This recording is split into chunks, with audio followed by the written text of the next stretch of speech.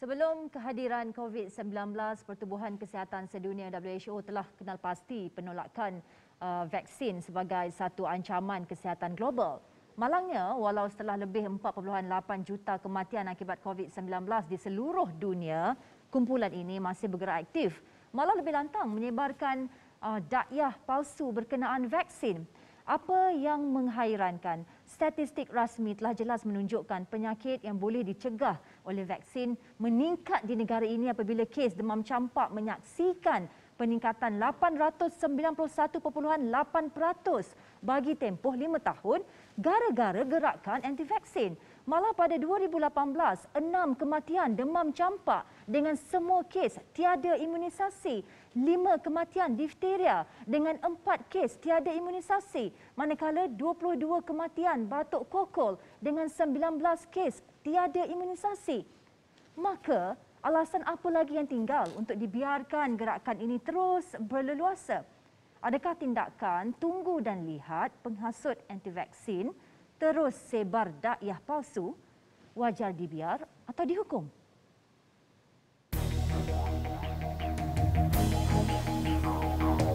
Please, this is a serious issue. Bukan semua perkara yang dikatakan sebagai naluri itu adalah satu sebab untuk kita mengatakan ia benar.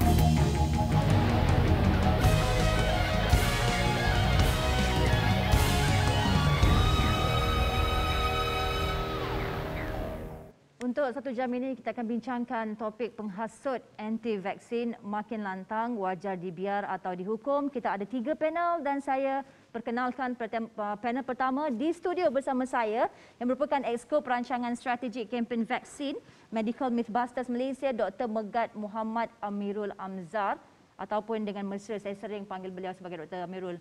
Assalamualaikum Doktor. Waalaikumsalam warahmatullahi. Doktor sihat? Alhamdulillah sihat. Alhamdulillah. Dan di talian Skype kita ada 2 panel iaitu Profesor Datuk Dr. Abdul Halim Siddiq merupakan penganalisa perundangan dan politik. Assalamualaikum Prof Datuk.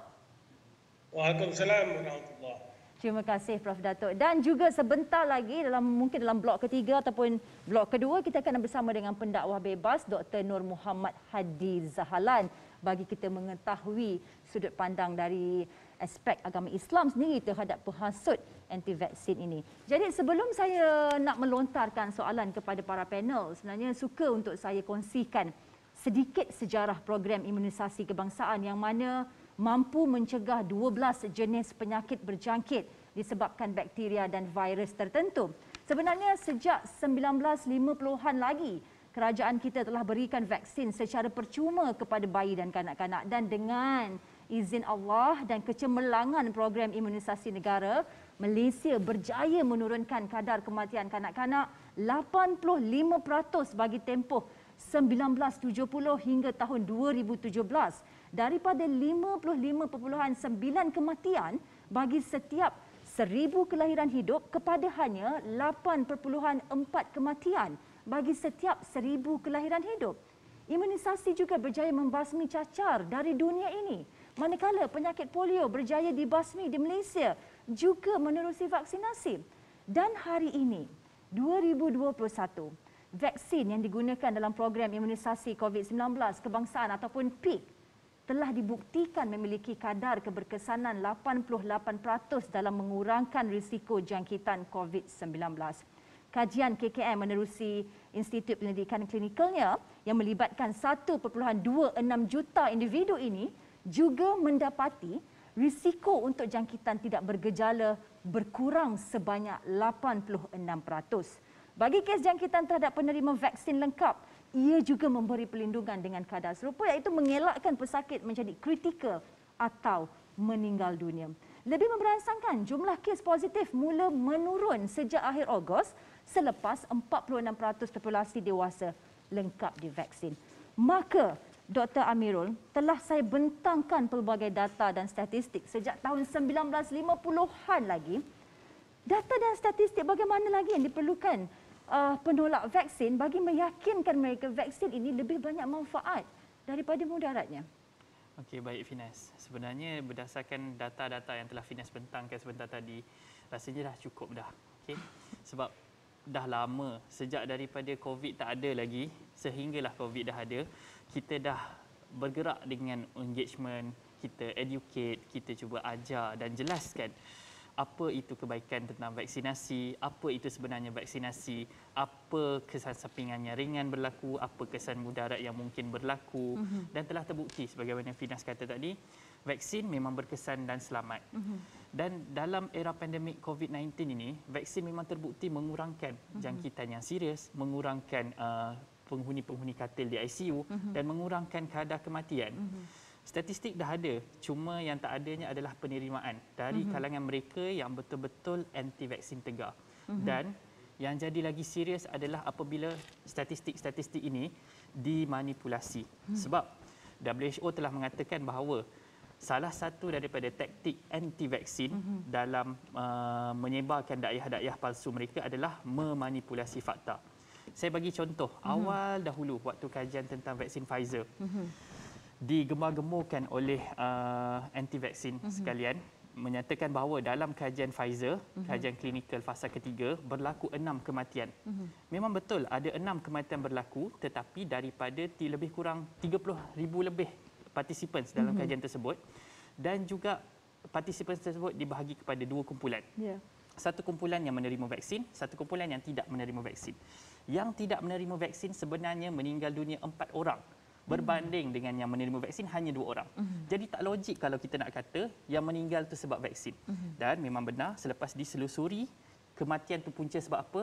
Tidak langsung berkadar disebabkan oleh vaksin. Sama juga dengan kes-kes kematian yang kononnya viral dekat media sosial, dekat WhatsApp, dekat Facebook, dekat Telegram group. So, dikatakan kematian sebab vaksin, tetapi apabila NPRA, kita punya Badan Regulatory Pharmacy, membuat siasatan, setakat ini belum ada data yang menjelaskan ataupun mengesahkan bahawa berlakunya kematian disebabkan oleh COVID vaksin. Dan kami di lapangan, kami lihat sendiri bagaimana kesan sampingan yang disebabkan oleh vaksin memang ada yang datang pada kami. Tetapi kesan sampingan ini boleh dirawat dan hilang sendiri kebanyakan masa. Berbanding dengan apabila kita lihat pesakit-pesakit yang tidak divaksin, datang ke hospital dengan kategori 3, kategori 4, kategori 5, memerlukan bantuan pernafasan dan akhirnya meninggal. Kita bandingkan antara dua ini, kita nampak bahawa vaksin berkesan. Tetapi maklumat ini kita cuba kongsikan, tapi kalau dah mereka tak nak terima, saya tak tahulah lagi apa. Mungkin kena ada regulasi. Ya, asalkan kita mempertegakkan, membentangkan fakta aja, kita terus dikatakan geng-geng agenda. Betul. Itu Doktor, misbahasa antara gerakan ahli-ahli perubatan ataupun kesihatan yang sangat lantang menentang dakwah palsu terkait ilmu sains dan perubatan termasuk vaksin. Saya yakin doktor sudah arif dengan perbezaan simptom-simptom mereka yang ragu-ragu dengan vaksin dan mereka yang penolak serta penghasut vaksin. Mungkin doktor boleh kongsi dengan kami? Boleh? Okey. Bagus soalan tu. Sebabnya ramai orang yang salah faham. Dia ingat kalau dia tolak vaksin je terus dia dilabel anti vaksin. Dan ramai juga petugas kesihatan yang juga salah faham, yang mudah meletakkan label yang mana kita tak galakkan. Dalam konsultasi keraguan terhadap vaksin, apabila kita melihat seseorang pesakit itu, kita nombor satu, kita tak boleh judgemental. Maksudnya kita kena dengar dahulu apa perbahasan dia, apa sebab dia dalam menolak vaksin. Sebab apa? Kadang-kadang mungkin dia ada salah faham yang boleh dibetulkan. Contohnya ada seorang pesakit, dia terbaca bahawa apabila dia ada masalah tulang belakang, dia tidak boleh menerima Sinovac kononnya. Tapi sebenarnya dia salah faham. So apabila kita jelaskan, oh dia gembira sebab dia dah boleh menerima vaksin dan dia terus nak vaksin. Tetapi ada juga golongan yang kita gelar sebagai anti-vaksin tegar. Mereka ini bukan sahaja menolak vaksin, tetapi mereka menyebarkan dakwah-dakwah palsu, menyebarkan propaganda konspirasi teori yang menyebabkan orang ramai takut untuk mengambil vaksin. WHO sendiri telah membahagikan mereka ini, vaksin hesitancy ataupun keraguan terhadap vaksin ini kepada 3 kumpulan.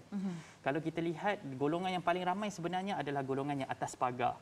Hesitant, kita panggil ragu-ragu. Mereka ini kalau kita berikan maklumat dengan betul, tanpa rasa judgemental dari petugas kesihatan, insya-Allah mereka boleh ditarik untuk menerima vaksin. Golongan kedua pula adalah mereka yang menolak vaksin. Mungkin mereka lebih tegar dalam penolakan vaksin tetapi mereka tidak menghasut. Ini kita panggil sebagai vaksin refuser. Yang ketiga kita gelar sebagai vaksin deniers ataupun inilah golongan yang kita gelarkan sebagai anti vaksin. Mereka menolak, mereka menghasut. Dan golongan ini jika tiada regulasi, jika tiada kekangan dari pihak yang berwajib, mereka boleh mendapatkan sokongan daripada kumpulan atas pagar dan menyebabkan orang yang menolak vaksin menjadi lebih ramai.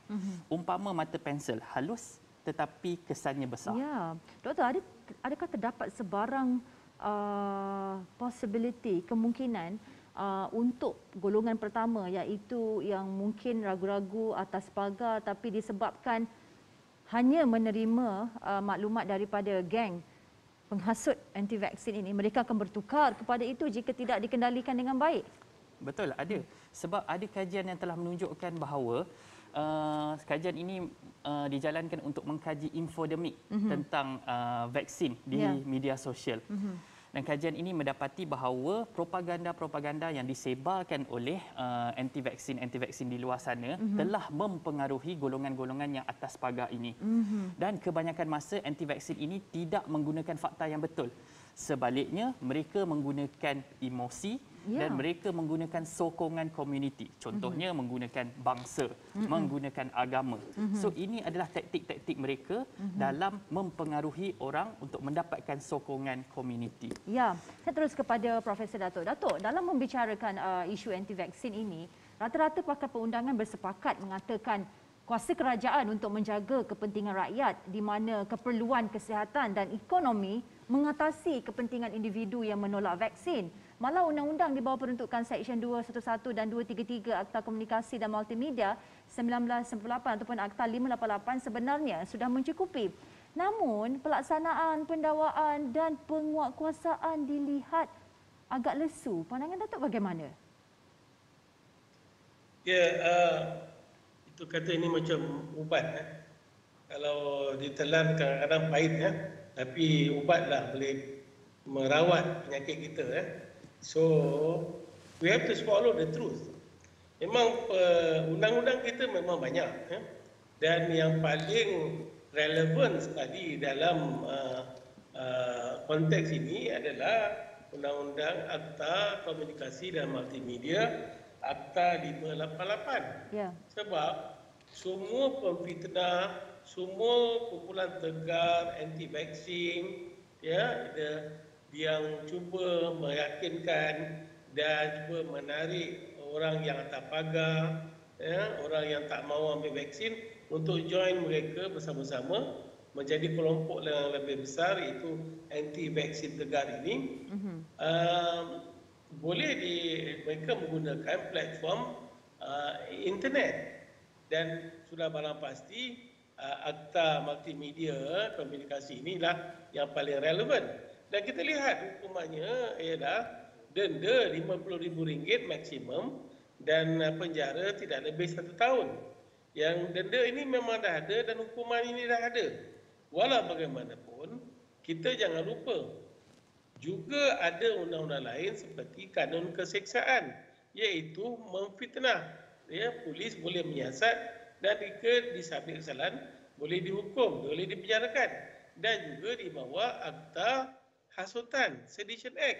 Mereka yang beramai-ramai seperti kumpulan aktif vaksin tegar tadi yang beramai-ramai cuba mempengaruhi orang lain supaya jangan mengambil vaksin dan mengelakkan vaksin. Ini semua dan menyebarkan berita-berita palsu, semua boleh diambil tindakan di bawah kanun keseksaan dan juga di bawah Akta Hasutan. Dan ini semua boleh dibaca bersama dan boleh didakwa. Walau bagaimanapun, kita come back to square one. Sebagaimana tadi sahabat kita doktor tadi, Dr. Megat telah menyatakan tadi, memang betul, ini adalah kenyataan dan kita semua boleh membaca melalui internet bahawa hakikat ini adalah betul, bahawa vaksin ini amat penting untuk merawat semua jenis penyakit. Sejak daripada dulu lagi yang saya ingat, saya pun pernah kena vaksin, beratur di sekolah dan sebagainya. Kalau tidak, agaknya tak hidup lagi sampai sekarang. Tapi mereka yang anti vaksin ini sama. Mereka pun telah divaksin. Tapi tiba-tiba sekarang dia jadi juara untuk mempengaruhi orang jangan ambil vaksin. Jadi sekarang, enough is enough. For every action, there should be a reaction. Ya. Kenapa kita lembab? This is my question. I'm throwing this question kepada kerajaan kita. Kerana kerajaan yang ada jentera yang mengawal selia pihak berkuasa, pihak penguatkuasaan. Ya. Kenapa kita tidak mendakwa terus? Nah, undang-undang kita ada tapi pelaksanaan kita kurang. Ya. Maybe telah sampai waktunya, saya sarankan, sebab nak harapkan pihak berkuasa, penguatkuasa tak ramai.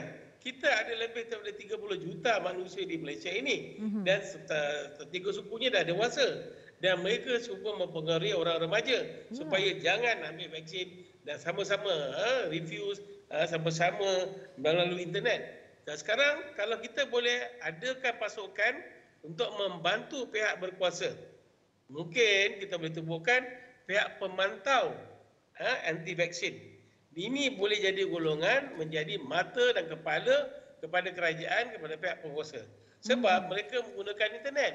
Jadi siapa saja yang menjadi sukarelawan ini, yang ada kuasa yang telah diberikan tauliah dan pengiktirafan untuk menjadi pemantau. Apabila terbaca saja, ternampak saja, ada saja usaha-usaha bukan telah melaksanakan. Baru mereka nak buat, attempt, peringkat percubaan lagi, kita dah boleh tangkap dia. Bagaimana? Kalau kita tengok internet, kita boleh screenshot. Kalau kita ada baca semua apa-apa, kita boleh tengok IP number dia. Ya. Jadi pihak ini, kita dapat je number dia, kita dapat dia bahan-bahan tu, kita terus hantar direct. Sebab mereka ni kita dah bagi tauliah, mereka ada akses kepada pusat masing-masing. Dan ini caranya yang kita boleh tahan mereka ini dan ambil tindakan terus. Daripada kita merayu-rayu, menghabiskan duit, beratus-ratus ribu dalam internet, buat kempen, tapi mereka langsung tak kisah. Jadi ini dia, kita kena lawan mereka ni. Kita kena betul-betul flex our muscle. Dan saya yakin kerajaan boleh buat ini. Dan saya yakin ramai di antara rakyat Malaysia yang sudi untuk menjadi sukarelawan walaupun tanpa dibayar. Bagi saja mereka surat autoriti, surat kuasa dan bagi mereka access code untuk mereka sampaikan maklumat-maklumat ini. Barulah pihak berkuasa boleh menjalankan tugas mereka, melipat gandakan lagi pendakwaan, siasatan dan sebagainya. Akhirnya kita padamkan kumpulan ini daripada bumi Malaysia. Dan jangan melakukan onar dalam masa kita nak menyelamatkan rakyat kita, anak-anak kita, keluarga Malaysia, mereka pula menimbulkan onar dalam Malaysia ini, duri dalam daging. Ini tak mau. Betul. Jadi kalau kita sama-sama dan kita mengatakan diri kita di keluarga Malaysia, kita bagi kuasa kepada ahli-ahli keluarga kita memantau, menjadi mata dan kepala kepada badan-badan berkuasa, saya yakin ini boleh dilakukan. Dan kita semua sedar kaki tangan kerajaan, pihak kuasa ni tak ramai. Dan mereka ni kelangkabut dan most of the time mereka pun frontliners. Mereka ada banyak kerja lain. Jadi untuk memantau benda-benda ini dan pihak anti-vaksin ini memang licik. Dan mereka sentiasa one step ahead of us. Biasalah kalau penjenayah yang lain, mereka pun one step ahead of us. So kita kena lebih advance dari mereka. Dan kita kena anticipate. The next move, kita tangkap dia. Ini patut kita buat. Tapi ini kena agresif. Tak boleh lagi kita kata let's form a committee. Tak perlu. Kita dah tahu dah masalahnya. Jadi Dr. Megat dah kata, Finas pun dah kata, ramai orang dah berkata. Dan kita tahu this group anti-vaksin ni memang wujud dalam Malaysia. Cuma sekarang kita nak cari dia punya ring leader. Kita dapat ring leader dia dengan kumpulannya, kita tangkap mereka, kita lock them up, maka kita jangan lepaskan mereka lagi. Dan we will make this as a deterrent, supaya pihak lain jangan cuba-cuba nak tubuhkan pula pasukan lain. Jadi jangan, kita bagi message itu loud and clear kepada anti-vaksin yang sedang tular sekarang kegiatan mereka. Ya, saya amat mengharapkan kerajaan mengambil kira pandangan, sudut pandang pakar perundangan kita pada petang ini, iaitu Prof. Datuk. Baik, analisis berat seketika, kita kembali selepas ini.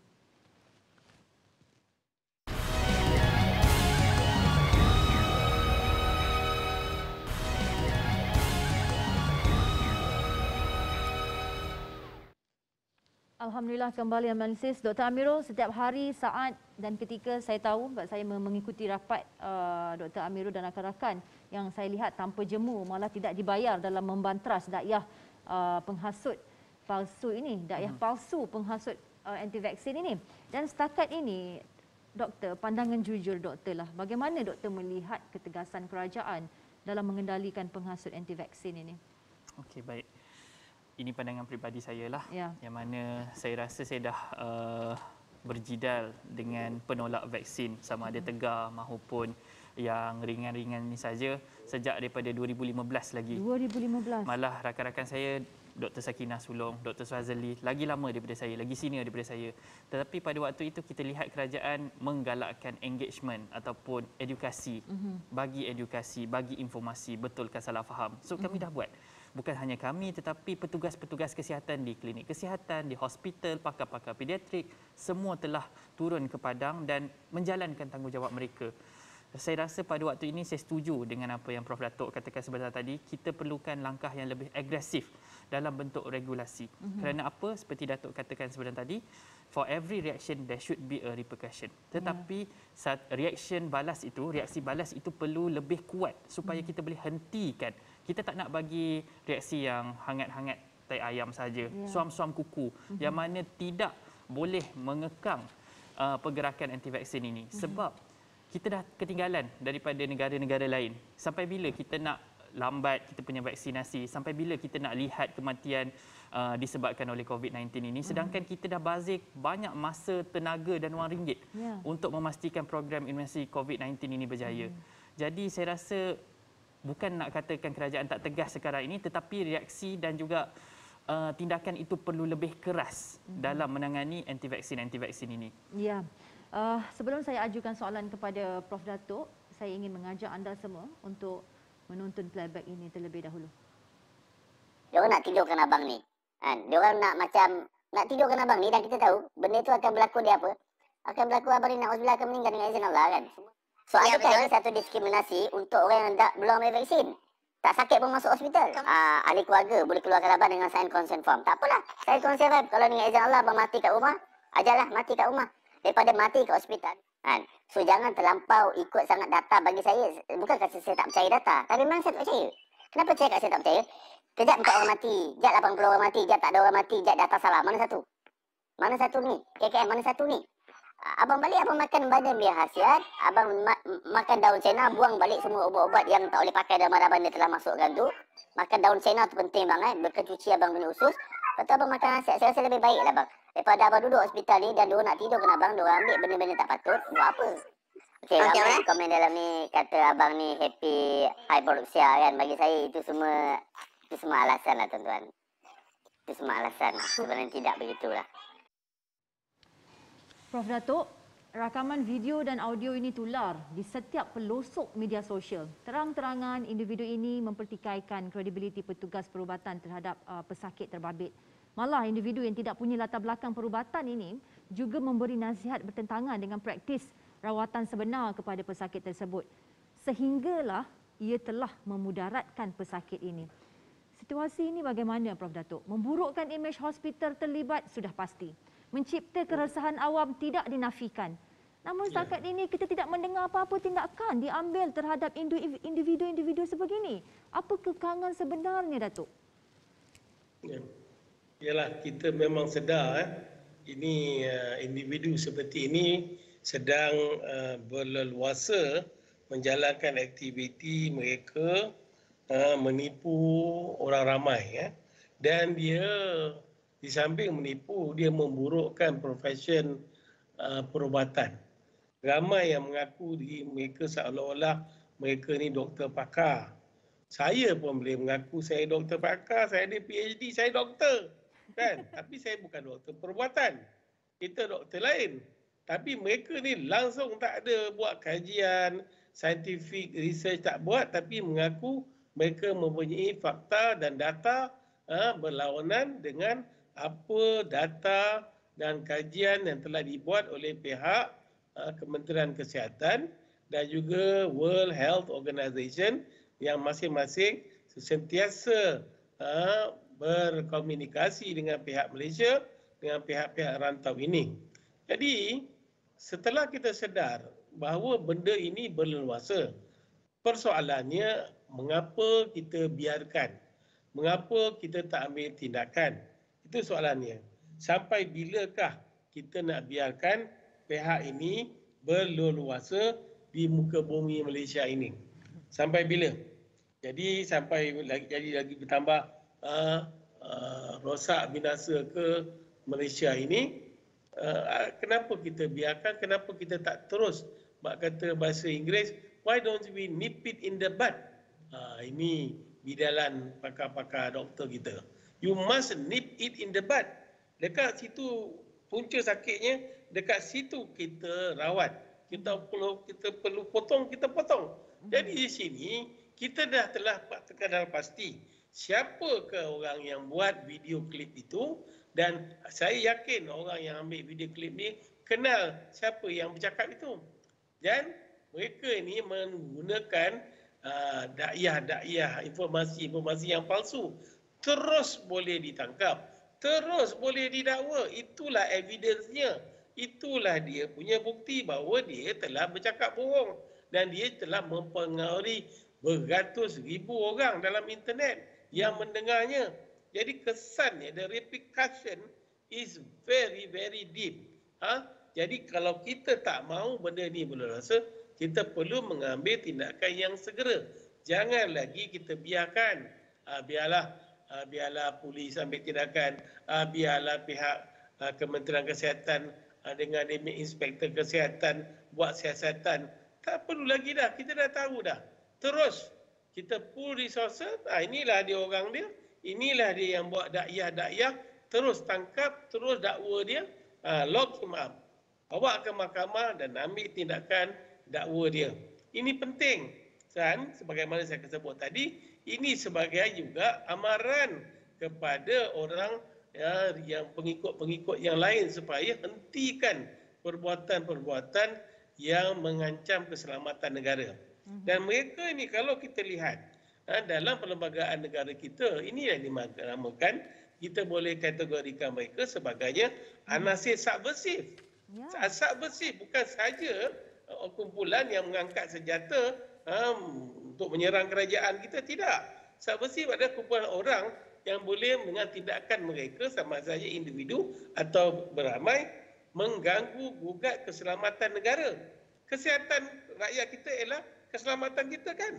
Jadi dia boleh mengganggu gugat keselamatan kita melalui silap faham kenyataan mengenai rawatan, mengenai perubatan. Kalau dia telah berjaya mempengaruhi orang ramai supaya tidak mahu ambil vaksin, ini boleh mengganggu usaha kita untuk keluar daripada COVID-19 supaya rakyat kita semua sihat. Dan sekarang kita telah sampai kategori peringkat nak memvaksinkan pihak remaja. Di sekolah-sekolah tak lama lagi. Dan negara kita dah lewat, negara lain, luar negara dah lebih advance. Jadi kita nak mula dengan teenagers dulu, lepas tu baru kanak-kanak. Jadi sekarang ini boleh membantutkan proses tersebut. Dan kita tak mahu orang ini seperti duri dalam daging dalam negara kita. Kalau dia tidak suka duduk dalam negara kita, silakan, ahlan wa sahlan, marhaban minkum. Sila keluar daripada negara ini. Tidak ada siapa yang paksa, tak ada siapa yang ikat kaki dia suruh duduk dalam Malaysia. Tapi kenapa dia nak duduk dalam Malaysia? Kenapa dia nak menjadikan duri dalam daging? Memporak-porandakan keselamatan kita. Dia cuba menggadaikan kita punya keselamatan. Orang ini pada saya dah sampai peringkat subversif. Dan pihak keselamatan dalam negeri boleh mengambil tindakan kepada kumpulan. Dia bukan seorang, dia bukan dua, dia ada kumpulan. Dan ini bahaya. Kumpulan subversif.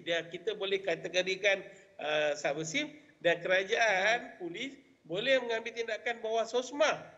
Special measures kan. Kita terhadap orang-orang ini. Tangkap aja soal kemudian dakwa dia. Ini penting. Daripada macam kanser lah, merebak tak tentu arah, kita cari mana puncanya, kita potong. Supaya kanser ini jangan merebak. That's why I said, jangan tunggu lama-lama. Sekarang dah tahu, tangkap terus. Jangan banyak cakap lah. Baik. Dr. Amirul, ada juga yang memberi hujah kumpulan anti vaksin di negara ini tidak sampai 10% pun. Jadi apa yang perlu kita bimbangkan? Bagaimana 10% ini mampu menjadi ancaman kepada sektor kesihatan negara? Betul. Tetapi sebagaimana yang saya katakan awal-awal tadi, mereka yang 10% ini umpama mata pensel.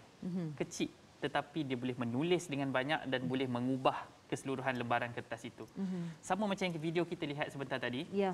Kita lihat bagaimana video itu tular dan mempengaruhi orang ramai untuk membuat keputusan yang salah hingga mengakibatkan kemudaratan. Okey. Kita lihat juga bukan sekadar dengan vaksin COVID ini sahaja, tetapi dengan kes-kes pada tahun 2018 bagaimana kes demam campak meningkat. Memang Ketua Pengarah Kesihatan sendiri telah menyatakan bahawa ada wujud unsur-unsur hasutan dalam kalangan anti-vaksin, penolak vaksin ini menyebabkan salah faham dan mungkin menyebabkan peningkatan kepada kematian kanak-kanak akibat measles, kes measles itu sendiri. Dan sekarang ni dengan vaksin baru ini yang mana kita memang dalam keadaan genting, kita nak keluar daripada COVID-19 ini, kita nak vaksinkan anak-anak kita, remaja-remaja kita yang mana Prof Datuk katakan kita sudah terlambat berbanding negara lain. Tetapi kalau ada batu penghalang yang tidak dipecahkan, walaupun batu itu kecil, kita tak akan move forward. Kita akan lambat dan ketinggalan daripada orang lain. Kita nak ke tengok negara lain dah buka, tetapi kita masih lagi terpaksa kekang kita punya travel ban kita. Ya. Prof Datuk, adakah mencabul hak memilih seseorang individu jika kerajaan mewajibkan vaksin, Datuk? Ya, ini soalan yang amat menarik. Kira-kira 20 tahun yang dahulu, apabila Swiss Air melaksanakan polisi no smoking in flight, ramailah orang bising, tak bagus, jangan boykot Swiss Air. Tetapi hakikatnya sekarang, semua flight di seluruh dunia menggunakan polisi yang sama, jangan dilarang merokok di dalam kapal terbang. Dan kemudian kita expand benda ini, dilarang merokok di tempat yang tertutup aircon dan tempat orang ramai. Dan sehingga terpaksa disediakan ruang yang khas untuk kepada mereka yang nak bunuh diri dengan hisap rokok. Okey? Dan sekarang inilah dia, vaksin ini. Jadi kita sekarang menghadapi benda yang sama, tapi orang yang lain dengan nama yang lain. Mereka katakan ini hak mereka untuk tidak. Okey, sebagaimana yang diberi oleh Dr. Megat tadi, kategori tiga kumpulan. Yang pertama tadi, kalau dia tak nak vaksin, dia seorang-seorang je lah tak nak vaksin. Dia, pertama tadi yang dia tak tahu, dia atas pagar. Jadi kita dah explain, dia faham. Yang kedua, dia ni memang saja tak mahu vaksin. It's okay, dia tidak berbahaya. Tapi yang berbahaya ni yang ketiga. Dia tak mahu vaksin dan dia juga memperdayakan orang lain sama-sama untuk tidak mahu vaksin. Inilah kumpulan yang kita kena tangkap, yang kita kena ambil tindakan terhadap mereka. Dan kalau kita menggunakan teori ada maximum number of happiness for the maximum number of people dalam menyelamatkan negara kita dan rakyat, maslahah ummah lebih mengatasi kepentingan individu. Mereka mungkin tak ramai, tapi mereka ini boleh menjahanamkan, merosakkan keselamatan negara. Jadi demi menjaga keselamatan negara, kerajaan berkewajipan melakukan sesuatu yang drastik. Sebab mereka ini telah melampau dan mereka pengguna advance dan menggunakan acara-acara yang lebih advance, yang lebih drastik. Jadi kita pun kena drastik juga melawan tindakan mereka ini. Jadi kalau kita perlu keluarkan suatu undang-undang terhadap mereka ini, kita boleh. Dan sekarang kita boleh menggunakan privileges. Jangan kita nak tarik-tarik tak tentu agar dia punya kemudahan dia. Tak.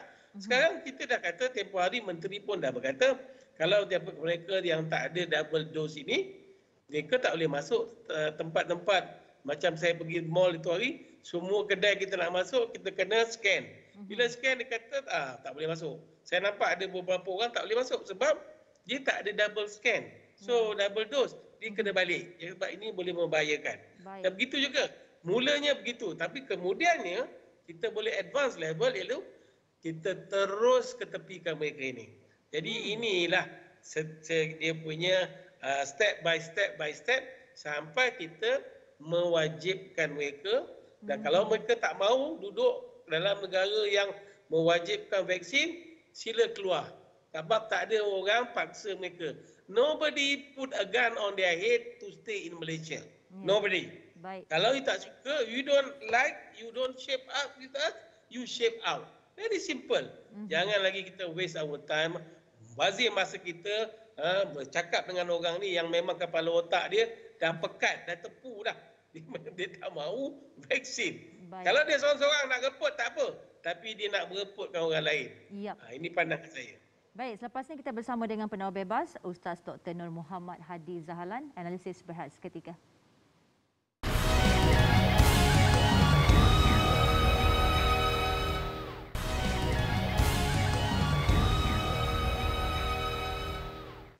Alhamdulillah, kembali di analisis seperti yang saya katakan sebentar tadi di talian Skype. Kita bersama dengan Ustaz Dr. Nur Muhammad Hadi Zahalan. Assalamualaikum, Doktor. Waalaikumsalam warahmatullahi wabarakatuh. Saya mahu terus ajukan soalan sebab kita tidak punya banyak masa dan Doktor, kita tahu keadaan memburuk apabila penghasut anti-vaksin itu terdiri daripada agamawan ataupun mereka yang dilihat cakna dalam ilmu agamanya. Jadi bagaimana seorang yang menghadami agama masih gagal memahami kaedah usul fiqh yang menyebut mencegah lebih baik daripada mengubati? Malah menurut Mufti Perlis, Dr. Asri Zainul Abidin, Nabi Muhammad pun merujuk dan menerima pandangan pihak yang pakar dalam bidang perubatan ketika sakit dan tidak hanya bergantung kepada makanan seperti habatus sauda semata-mata untuk sembuh. Jadi Ustaz Doktor, bagaimana Islam perlu menyantuni golongan sebegini? Bismillahirrahmanirrahim. Alhamdulillah. Terima kasih kepada Finas, kepada semua panelis yang ada dengan kita. Bila kita sebut tentang mereka yang anti vaksin, mungkin ada salah faham. Saya sempat tengok di beberapa komen di FB. Kita maksudkan anti vaksin itu adalah mereka yang pertamanya, mereka yang menolak secara totally tanpa sebab. Mereka inilah yang kita maksudkan. Mungkin yang ada sebab dah jumpa pakar dan sebagainya dan dinasihati, mungkin itu tidaklah dimaksudkan. Tetapi yang dimaksudkan adalah mereka yang mana tidak ada apa-apa sebab, bahkan mereka tidak mahu ambil dan menghasut orang lain. Kita kena faham bahawa dalam Islam ini Allah Subhanahu Wa Taala sebut di dalam surah An-Nahl. Ayat ini semua para asatiza, ustaz-ustaz, mufti semuanya mengetahui mengenai ayat ini. Surah An-Nahl ayat 43. Apa yang Allah sebut? Fas'alu ahla dzikr in kuntum la ta'lamun. Maka bertanyalah kepada mereka yang mempunyai pengetahuan. Maknanya kalau kita hari ini macam saya dalam mereka yang ialah dalam agamawan, kita hanya mengetahui apa yang terdapat dalam Quran, dalam sunnah, tetapi ada di sana bidang-bidang yang lain mungkin kita tak ketahui. Jadi sebab itu Allah Subhanahu Wa Taala sebut di dalam ayat ini, bertanyalah kepada orang yang mempunyai pengetahuan jika kita tidak mengetahui. Jadi apa yang kita boleh ambil daripada ialah doktor-doktor, pakar-pakar Muslim yang telah menyatakan, kalau kita fikirkan hari ini, yang pertama, kita tahu tentang COVID-19 ni, iaitu COVID-19 ini, dia adalah penyakit yang menyebabkan bukan sahaja individu, bahkan seluruh dunia mengakibatkan yang disebut pandemik COVID. Jadi mengakibatkan kemudaratan. Bahayanya. Yang kedua, bukan itu saja, menambah risiko penyakit yang sedia ada. Sehingga ialah membawa kepada kematian. Itu kita dah tahu faktanya yang telah dibagi tahu oleh para doktor. Kemudian wabak ini juga lebih parah lagi daripada penyakit-penyakit yang ada, taun, malaria, cacar dan lain-lain. Lebih, kalau kita tengok statistik kematian itu tinggi. Kemudian wabak ini juga dia menghentikan pergerakan kehidupan manusia dalam semua sektor. Jadi ini adalah merupakan kemudaratan yang ada. Ustaz nak bagi beberapa dalil daripada Al-Quranul Karim supaya ialah pihak yang mengatakan kami juga mempunyai dalil, supaya mereka memikirkan apa yang disebutkan oleh Allah Subhanahu Wa Taala dalam Al-Quran. Di sini Ustaz nak kongsikan, saya nak kongsikan 4 dalil. Yang pertamanya disebutkan di dalam surah Al-Baqarah ayat 195, wala tulqu biaidikum ila tahlukah. Dan janganlah kamu sengaja mencampakkan diri kamu ke dalam bahaya, dalam kebinasaan. Apa yang disebutkan oleh para alim ulama, maksud at-tahlukah itu adalah kehancuran dan kematian. Kalau kita tengok hari ini, COVID hari ini, dia membawa kepada kehancuran dan kematian. Dan apa sahaja yang boleh membawa kepada kemudaratan dilarang dalam syarak. Jadi kita sebagai tanggungjawab sebagai agamawan sepatutnya kita bukan sahaja melihat daripada konteks diri kita, tetapi kita kena bertanya kepada pakar, mereka yang memang dalam bidang, memang dalam ahlinya, bagaimana penyakit itu cara Islam menyelesaikan. Dan Nabi SAW pun begitu. Dan Nabi juga menerima pandangan daripada para sahabat radhiyallahu anhum ajma'in. Nabi tak menolak walaupun dia Rasul, walaupun dia Nabi, tetapi Nabi menerima pandangan para sahabat. Dalil yang kedua, kalau kita tengok hari ini mereka yang disebutkan menolak vaksin ini, mereka yang tidak ada apa-apa sebab, tetapi mereka menolak, bukan saja menolak, bahkan mereka menghasut. Yang kedua disebutkan oleh ulama, iaitu ayat surah An-Nisa ayat 29. Surah An-Nisa ayat 29. Allah sebut apa? Wala taqtulu anfusakum. Janganlah kamu membunuh diri. Maknanya hari ini, kalau kita hari ini menolak satu, kemudian kita menghasut, kita membahayakan diri kita yang mana boleh membinasakan. Ini fakta yang telah dikeluarkan, statistik yang telah dikeluarkan oleh KKM. Jadi sebab itulah orang yang mana mendedahkan diri dia daripada jangkitan COVID, termasuk kata ulama, membunuh diri secara tidak langsung. Itu dalil yang kedua. Kalau dalil yang ketiga, kita telah dengar daripada hadis Nabi SAW, "Iza sami'tum bi ta'un bi ardin fala tadkhuluha wa idza waqa'a bil ard wa antum biha fala takhruju minha." Kata Nabi, apabila kamu mendengar tentang wabak satu-satu penyakit yang menular di satu tempat, jangan kamu masuk, kata Nabi. Maknanya Nabi isyaratkan, Nabi bagi tahu jangan masuk, itu maknanya benda itu boleh memudaratkan. Dan apabila kamu berada di tempat itu, jangan kamu keluar kerana boleh memudaratkan orang lain. Maka memudaratkan orang lain tidak dibenarkan dalam syarak. Saya tak faham, ada mereka yang disebut golongan agamawan yang terlepas pandang. Saya rasa tidaklah sampai terlepas pandang, tetapi memahami konteks hadis ini. Yang mana Nabi SAW sendiri kata jangan masuk, bererti Nabi mencegah. Seperti mana yang disebut oleh Finas itu, lebih baik daripada kita mengubati. Dan yang keempat, yang paling penting, idza ta'arada mafsadatani ru'ya a'zamuha dararan biirtikab akhaffihima. Di dalam satu kaedah, apabila bertembung dua mafsadah, dua keburukan, maka kita akan tengok mana yang lebih besar dan mana yang lebih kecil. Jadi secara ringkasnya, kalau kita tengok hari ini orang kata keburukan yang ada hari ini, Finas, kalau kita tengok sidang penonton, kalau kita tengok mereka kata ni adalah agenda Yahudi, keburukan. Kemudian mereka kata ini boleh merosakkan organ badan dan sebagainya. Sedangkan fakta berlainan. Okey, itu kalau sekiranya mereka katakan.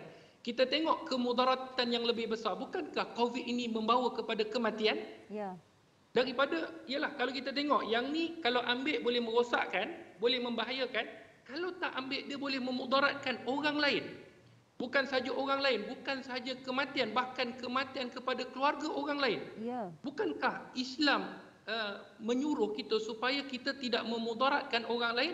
Maka sudah pasti mereka-mereka yang menolak ialah perkara-perkara yang disebutkan sebagai anti vaksin, yang tidak mahu mengambil vaksin tanpa sebab, bahkan mereka menghasut pula, mereka ini perlu diambil tindakan yang sangat tegas. Dan saya bersetuju dengan apa yang disebutkan oleh dua orang panel kita tadi. Ya, Ustaz, mengharamkan sesuatu tanpa bukti bererti dia mengharamkan apa yang dihalalkan Allah, dan hukumnya sama dengan perbuatan menghalalkan apa yang haram di sisi Islam.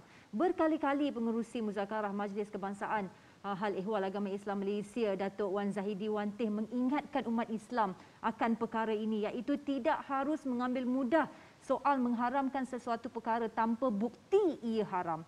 Pada pandangan Ustaz, adakah usaha advokasi sudut pandang Islam terhadap vaksinasi masih lemah sehingga penghasut-penghasut ini bukan sahaja makin bertambah, malah lebih lantang? Apa yang disebutkan ialah di dalam muzakarah, bukan sahaja di Malaysia, bahkan di seluruh dunia. Mereka mengatakan bahawa kita hari ini, kita kena faham sesuatu perkara yang mana dibolehkan dalam syarak. Tiba-tiba kita datang dengan satu pemikiran dan mengharamkan perkara yang dihalalkan oleh Allah, maka hukumnya berdosa. Seperti mana yang disebutkan dan berkali-kali para alim ulama ingatkan. Di dalam ayat Al-Quran, seperti mana yang Allah sebut, man qatala nafsan bighairi nafsin aw fasadin fil ardi faka'annama qatala an-nasa jami'a wa man ahyaha, kata Allah, faka'annama ahyan nasa jami'a. Ini perkara pokok yang mana kalau kita lihat, menjaga nyawa merupakan di antara perkara yang paling penting di dalam Islam. Seperti mana yang disebutkan dalam maqasid syariah. Allah Subhanahu wa taala sebut dan Allah menegaskan sesiapa yang membunuh seorang manusia, kita faham betul-betul ayat ini. Sesiapa yang membunuh seorang manusia dengan tanpa alasan, yang boleh membunuh orang itu.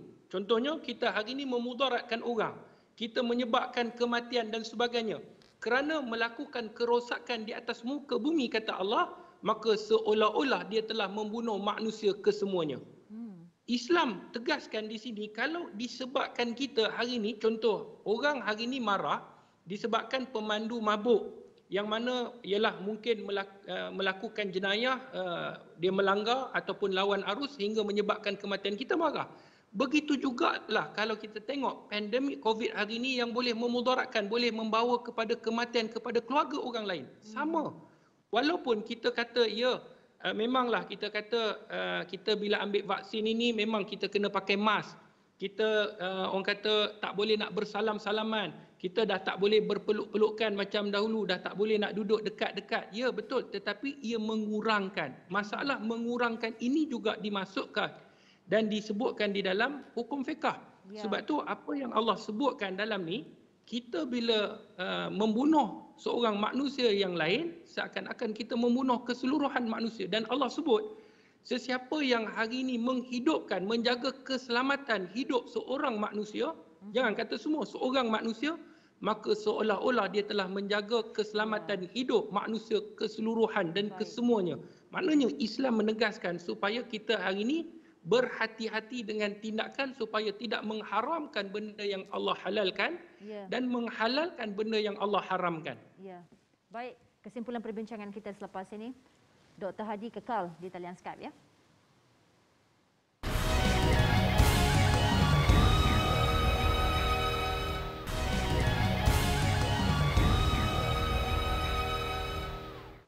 Alhamdulillah, kebetulan analisis saya mahu mulakan kepada Ustaz Dr. Hadi untuk menyimpulkan perbincangan kita terlebih dahulu. Mungkin Ustaz, kita tahu sebenarnya lebih kepada dikesali apabila yang champion menjadi penghasut anti-vaksin di negara ini terdiri daripada umat Islam. Dan sebagai kesimpulan kita, Ustaz, adakah ini yang dimaksudkan Allah dalam firman-Nya berpesan-pesan dengan kesabaran dan kebenaran?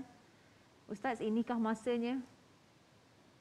Baik, secara kesimpulan apa yang boleh saya simpulkan secara ringkasnya, kita kena faham bahawa kita tidaklah menyalahkan mereka yang bercanggah pendapat. Percanggahan pendapat itu biasa, tetapi memudaratkan orang lain itu tidak boleh diterima. Ya. Jadi apa yang disebutkan di dalam hadis Nabi sallallahu alaihi wasallam riwayat Imam Muslim, man ra'a minkum munkaran falyughayyirhu biyadihi, siapa-siapa yang melihat kemungkaran hendaklah dia mengubah dengan tangannya. Maka apa yang dimaksudkan oleh hadis ini, maka para alim ulama mengatakan sekiranya kerajaan mempunyai kuasa untuk merubah supaya tidak memudaratkan, tidak memberi kesan yang buruk kepada orang lain, maka kerajaan perlu mengambil tindakan. Kepada siapa? Kepada mereka yang menolak.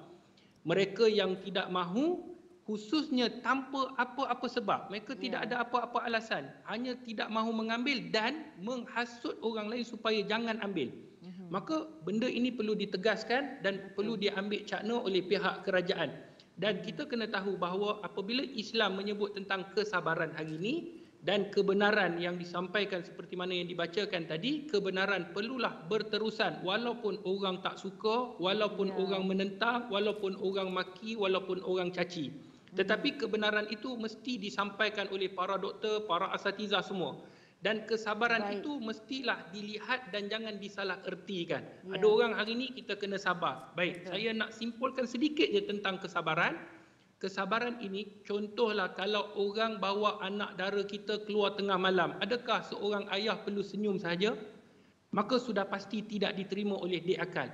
Begitu jugalah kesabaran itu mesti ada pada tempatnya.